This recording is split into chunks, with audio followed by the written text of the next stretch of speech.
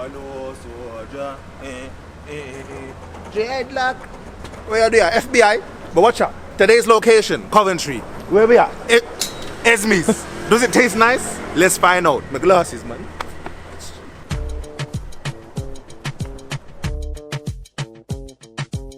Hey, welcome to Esmie's. It's a pleasure to be here.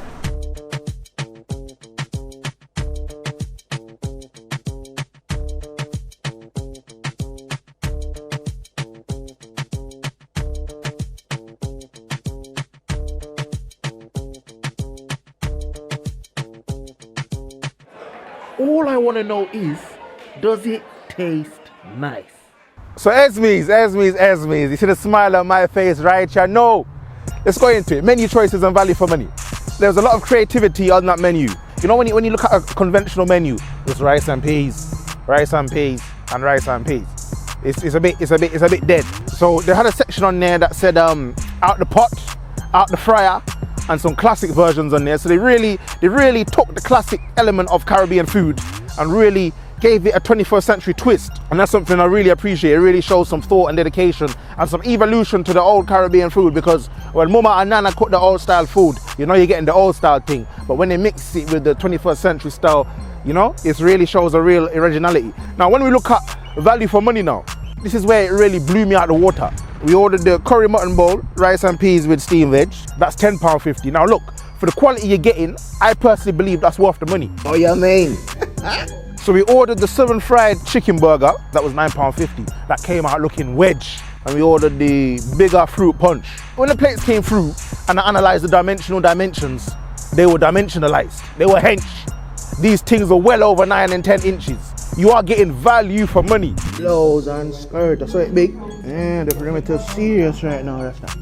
The sizentations and the geometrical equations are meeting my expectations. So let's give this a score now. Menu choices and value for money. This has to be no less than a 9 out of 10. It really blew me away that they've maintained their roots, but they've kept it going into the 21st century. You get me, like Back to the Future, Futurama and them people there. They've kept it real. Wagwan rubber ranks. Wagwan rubber ranks. Before we eat, let's pray. In the book of rice and peas, God asked Rasta Francis, does it taste nice? Rasta Francis said, let's hit the belly and find out. Talking said.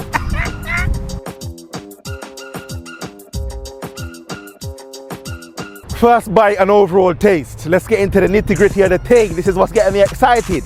Esmie's, you've done good. Let's break it down. When I took a first scoop of the rice, look, it's shelly, it's miley, it has its own individual aromatic flavour. That's serious. You know, you can tell they haven't overcooked it, because it's easy to mess up rice when you're cooking it the original way. This one you cook soft. It's easy to clump it up. It's easy for it to have an imbalance of taste and flavours. So literally, thumbs up for that there. You really took home away from home. Really made me feel like I'm back in Clarendon, back in Maypen again with the people them, you know? If someone cooked this and I didn't know it was my mother, I would think it was her, you know? When we go into the lamb curry now, why? The way you manage to maintain the structure of the meat itself and the mutton thing and still infuse the flavours skin deep is what I really enjoyed. It's so easy to overcook the curry mutton till it trash out to nothing. Disintegration. You get me? Evaporation, like what they taught me back in science all them years ago. You get me? The lamb curry, the mutton, serious once again. Proper. Now look, I'm an honest man. The planting wasn't as good. It was a bit saturated. Maybe they left that in the oil a bit too long. So the planting wasn't a wow factor compared to the rice and the curry mutton that I've already described. And then let's move on to the bolo thing, the dumpling burger. Now, the way they cook that chicken, I don't know how they've done that. Esmie, give me the recipe now, man. Me need it. This is a masterpiece of human consumption. The butter itself is infused with a delicate love and care that I don't think you could find from Mother Teresa herself. They have a chili sauce in there, some sweet kind of complimentary chili sauce that works well with the butter of the chicken. I'd say that was good, yeah. The dumpling is nice and soft. It's not saturated in oil like it's sitting in an aisle for 10 days and 10 nights. It's light and fluffy, you know? The Cajun chips, they were good. They weren't as good as I was expecting them to be. Maybe that's not Esmie's speciality. Maybe they specialize in more the rice thing. But the chips themselves were good as well. Chips are alright. They do the job. And I like the homemade salad. I don't know if it's homemade. I like to think it's homemade. I like the homemade salad as well. But yeah, as a whole, you can see the smile on my face. Home away from home. Esmie's, you did good. Listen, first bite and overall taste, 9.5 out of 10. It was serious. You lot took me back to Kingston Public Hospital when we did barn, you know? It tastes good. 9.5 out of 10. Rice and peas and jerk chicken. Rice and peas and jerk chicken. Curry mutton, rice and peas. Curry mutton, rice and peas. Alright then, sister. Customer service and cleanliness. Now look, when you first step into Esmie's, you're greeted by a beautiful island delight smile. Like they're happy for you to be there. And I myself, I felt happy to be there as well. I felt at home, away from home. So the customer service is brilliant. They really cater to your needs. The cleanliness as well, amazing. When I step through there now, I'm just greeted by a sensation of fresh air because everything's nice and clean and fresh. The table I sat down on, clean. When I looked in the kitchen, clean. Toilets, clean. And speaking about the toilets as well, I like what they did with the doors on the toilets as well. For Pitney, for Mandem, and Mind Your Business. I really like what they did with the toilets. Just shows another element of their creativity. So let's give it the rating. Cleanliness and customer service, I'm gonna give you guys a solid 9 out of 10. You guys did good once again. That's another one that's out the pot. So in summary now, in conclusion, I'm sorry I'm having to conclude this because I just want the moment to live on and on and on. You get me? This is really a welcoming place that I would encourage anyone to try. You could be from any walk of life. You could have never experienced Caribbean style type food before. But this kind of place here will really break you in and really make you realize, wow, this was amazing. You know?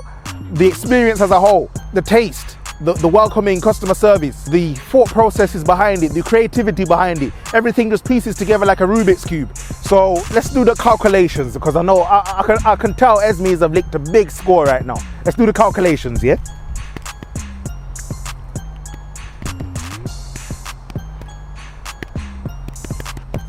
So boom, you lot scored a grand total of 27.5 out of 10. Congratulations, you lot have done really good, really, really, really good. I'm really proud as well because this is the kind of food that's really close to my heart, and to see someone else really master it in such a way, I can ring up Nana, my Nana, and say, Nana, you have competition? No, you have someone that can cook up the rice and peas, all better than you sometimes, you know? I know what you're gonna ask me. You wanna know, Francis, does it taste nice? And my response is, my answer is, yes, it does. Does it taste nice? Yes, it does. Amazing. I would recommend. Please go and try them out. Please go and try them out. Trust me, you will not be disappointed. Bravo once again. Bravo.